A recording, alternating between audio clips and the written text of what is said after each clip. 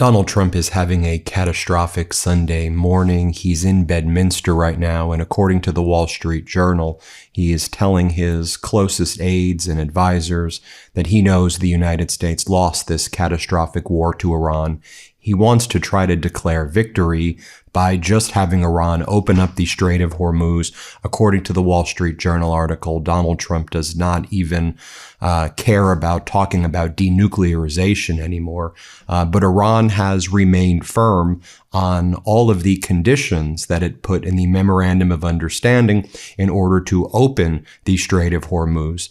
Israel leaving Lebanon, Iran getting sanctions relief, and Iran keeping its ballistic missiles program, Iran getting a massive amount of aid, and other kind of critical conditions, U.S. leaving the region. And so Iran saying it's no longer just good enough for you to say we're leaving. You need to give us what we expected under the Memorandum of Understanding. Now, you see from Donald Trump's schedule right here that it's all closed off to the press today.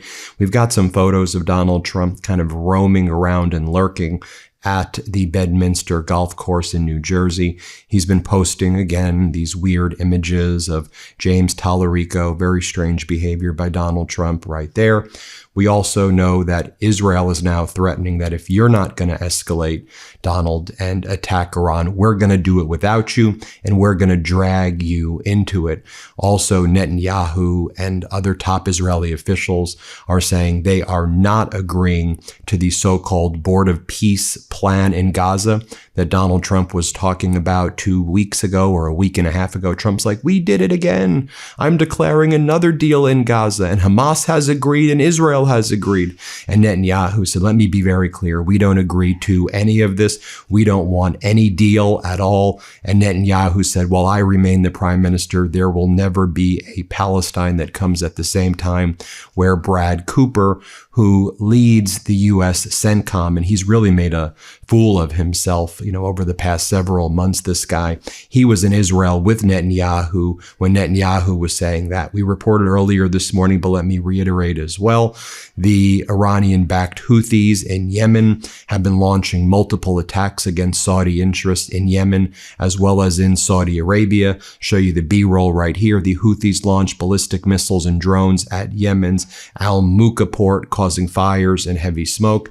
This comes within less than 24 hours of Saudi Arabia announcing its defense pact with Turkey, in addition to the one it already had with Pakistan. They're calling that the Mecca Pact.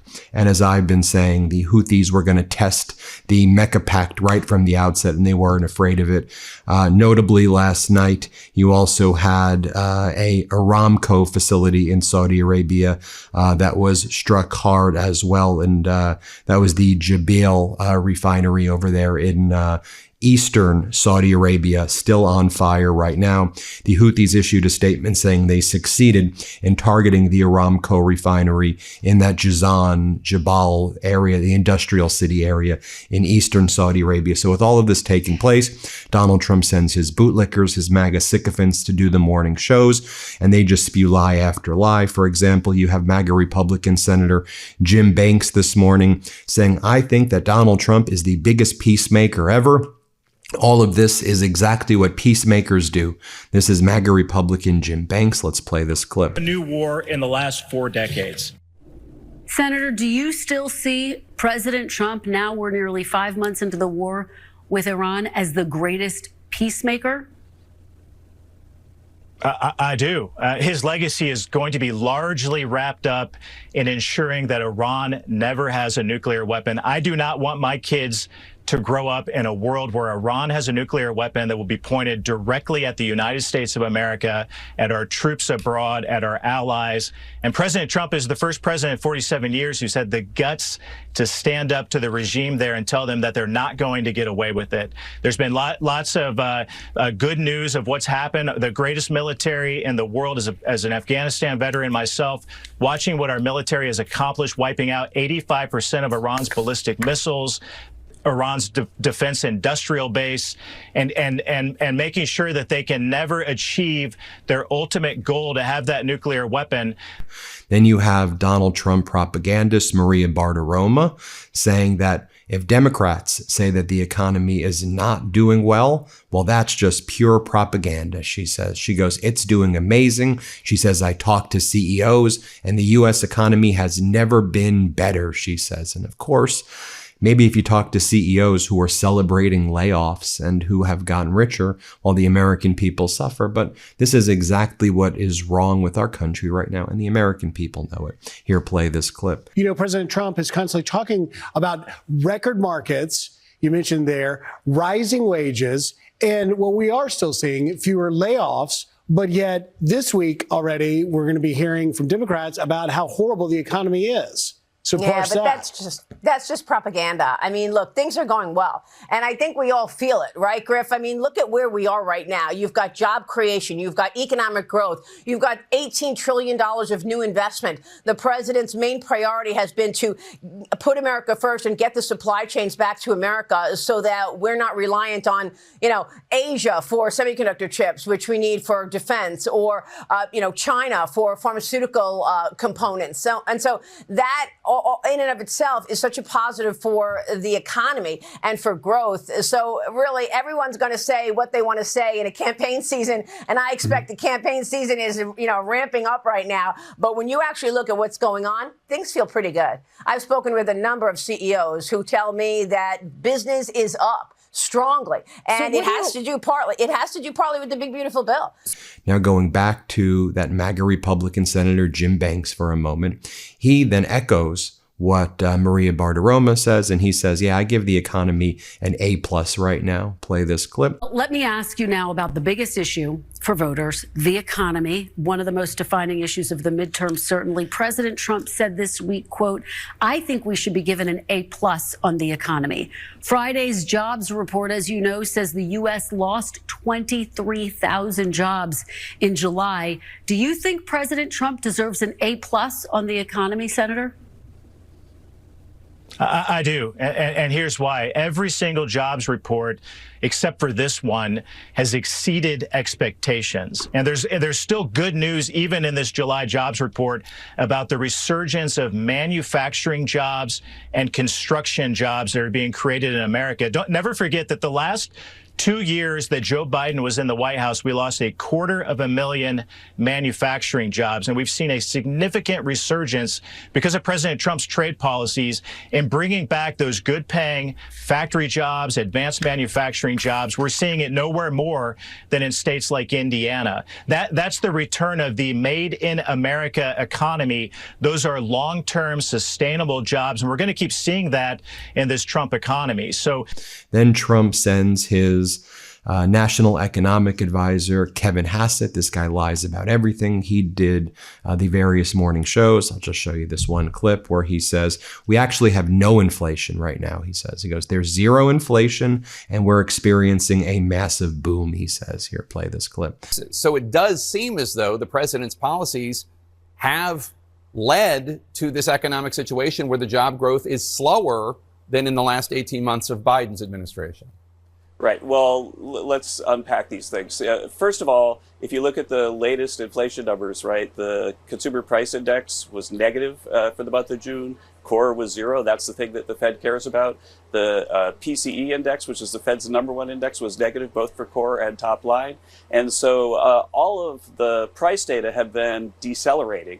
Now, there was a big inflation in the previous administration, but there's been rapid deceleration of inflation under President Trump. And so if you're going to tell a story that tariffs are causing some kind of positive shock to inflation, then you got to come up with some counterfactual that explains why it is that right now inflation is running at about 0. And so, it's so important that we get accurate information with all of the lies out there. It's why I do my research and I get my news from ground news every morning before I do these videos. I want to see what the right is reporting on, what the so-called left is reporting on, what the center is reporting on, so I could give you the best objective reporting that's out there. I found this fascinating when I was looking this morning.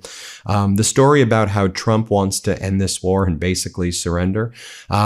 it's actually being viewed far more by right-wing media right now, which is interesting to me. And the reason for that, I believe, is because I think left-wing and center media knew that already, and that right-wing media is now like, what? We're just learning about the 6 months he wants out. I actually think it's a good sign. But, this research tool is very helpful for me. It's a game changer because I just think as active, responsible citizens, as someone who runs this large media network, we need to make sure we get our news from reliable sources. And I want to give you the most reliable sources. And so I use Ground News. It's a subscriber-funded app and news site. Every day they pull in thousands of articles or more from around the world. They organize them by story and show you what different people are reporting. It gives me the full panoply of the news of the day. I use their Vantage subscription plan. I hope you'll use it too. Support this network by subscribing to their plan as well, because they support this network. Ground News Vantage subscription will get you 40% off as well right now, which is their best offer yet. So join us by going to ground.news/MTN. Get 40% off the Ground News Vantage plan. Again, I use it every morning. They're subscriber funded. You're not only getting a tool we all need today, you're supporting our work here on this YouTube channel. Go to ground.news/MTN or click the QR code. Thanks, Ground News. Let's get back into some of the reporting for today. Also, we know an MQ-9 Reaper was shot down over or crashed, either shot down or crashed over Djibouti. So yet another piece of American military equipment destroyed. I don't know if you saw this. The Trump regime also gave all defense companies a 21-day ultimatum. You need to come up with a plan to build more weapons in the next 21 days, or else what? The government's going to take over the companies. You're going to take over more of the modes of production or invoke the Defense Production Act and shut companies down. The mismanagement of this war lies with the liars. It lies with Trump and Hegseth and these completely unqualified people who are being checkmated at every point by Iran. And it is just, frankly, an embarrassing humiliation ritual that the Americans are put through every day. I talked about what Netanyahu's been saying. You have Israel's energy minister saying, I think from our perspective, it would be better if there's no agreement. We can continue putting pressure on Iran. And I tell you, another 2 or 3 years, with God's help, the regime in Iran will fall. Remember where this started? We made sure to sow all those seeds that will lead to the fall of the regime, just admitting that they brought us into this catastrophic and unlawful war. The Netanyahu regime did. Oh, so then Kevin Hassett, the National Economic Advisor, also, I showed you the clip before on CNN. Jake Tapper asked him, so, you said this is the strongest job market ever in American history. By what metric? And then he goes, yeah, we're booming. Things are great. I mean, this is the lies that they tell over and over again. Here, let's play this clip right here. And the bottom line is that if you look at the overall economy, then things are really, really booming. As an example, there are 83,000 construction workers building factories right now. That's a number that we've never seen before. Initial claims for unemployment insurance are the lowest they've been since World War II. There are more job openings than there are unemployed workers. So there are all these things that suggested the numbers should have been really strong. And when it didn't come out strong, we sort of dug in and we saw that the two things that made it negative, one of them was a reduction in government workers, and it was mostly teachers at states, taking July off. And the other thing was that the FIFA ended, and so that we had a whole bunch of hospitality workers, file for unemployment in July. And so anyway, so you take those two out and you get back to what the consensus number was, about 100,000 job creation. And the point is, if that were in isolation, I wouldn't be caring about like throwing this or that on the side because it's a special story. But the fact is, everything else is so strong that I think that it makes sense that the consensus was about right. Tim Scott was asked by Manu Raju on CNN, why don't you just call Abdul El-Sayed Abdul? Like, that's how he refers to himself as. Like, are you just trying to I think people know he's Muslim, but is this like a way to do like a Islamophobic dog whistle? Like, what are you doing? And Tim's like, everyone calls me Timothy Eugene. Dude, what are you talking about? Play this clip. All your early attack ads against him, you're using his full name in these attack ads, which has gotten some attention. Abdul Rahman Mohammed El-Sayed. He goes by Abdul El-Sayed. Are you trying to say, hint, hint to voters, he's Muslim? Not at all. What we're only saying to voters is a simple thing. He says he's the most dangerous candidate you can find. He's right. We should trust his words, not ours. But why not just use his name, Abdul El-Sayed, which he goes by? Well, listen, I go by Timothy Eugene, and so I get called that all the time. Here's what I know with that question. It's about what he stands for. And we're going to focus and bring attention to the fact that not only is he sympathetic for Hamas, not only does he run around with Hassan Pike or someone who said that Americans deserve 9/11, he should be held account for exactly where he stands and what he's for. So, Then on Face the Nation, you had Senator Cassidy of Louisiana, who ended up voting for Todd Blanche. He wanted a participation trophy. He wanted credit for almost voting no on Blanche. Here, let me show you this clip. Let's play it. This is not a black or white decision. That is wrong, and no American should be targeted by the law, but no American should be above the law. And that, frankly, almost weighed to vote no. Mm-hmm.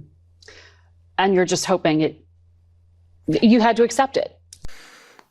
So utterly bizarre. And then I'll show you Abdul El-Sayed. He was on CNN this morning, and he was asked about the hateful imagery or the post that Donald Trump was making all last night, where Donald Trump would post him and Melania, and then he posted Abdul and Abdul's wife. Abdul and his wife met at University of Michigan. They fell in love. They've had a committed marriage, raising 2 kids. Remember, I talked about that this morning. Go and watch the morning video, by the way. Go check out that 4 a.m. video.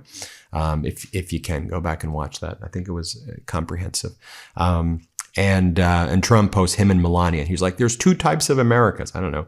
You cheated on Melania with adult film actress when, and said that she reminded you of her daughter, according to the adult film actress. And then you brag about sexually assaulting women. And then you were introduced by a guy who brags about being on the Epstein list, Paolo Zampoli, and you met at a Kit Kat club, and I guess there are 2 America. There's a sick Epstein class America, and then there's America of hope and love and family. And Abdul El-Sayed hits that point. Let's play it. I want them to live in an America where they can breathe clean air and drink clean water. And actually, Sarah and I like each other. I don't know about the First Lady and the President, but from what I've heard, it's a bit of a rocky road. Breaking this morning is the new... Well, there you have it, everybody. Let me know what you think. Hit subscribe. Get your copy of WTF America. Pre-order it now. The book I wrote with my brother. I hope you'll pre-order it. We spent a lot of time writing it. It's not an election book. It's a book that talks about this community and how we could all be the change and make generational change. I think it's going to be an important just piece of literature for future generations. And it's dedicated to you. It's really rooted in the Midas Mighty, not on even like this political thing or that political thing. It's based on this movement, so I think you'll appreciate it. Thanks for watching. Thanks, everybody. Before you go, our book, WTF America, is available for pre-order now. It's the story of how we got here and how we fight our way back. To pre-order, scan the QR code or click the link in the description. Let's do this.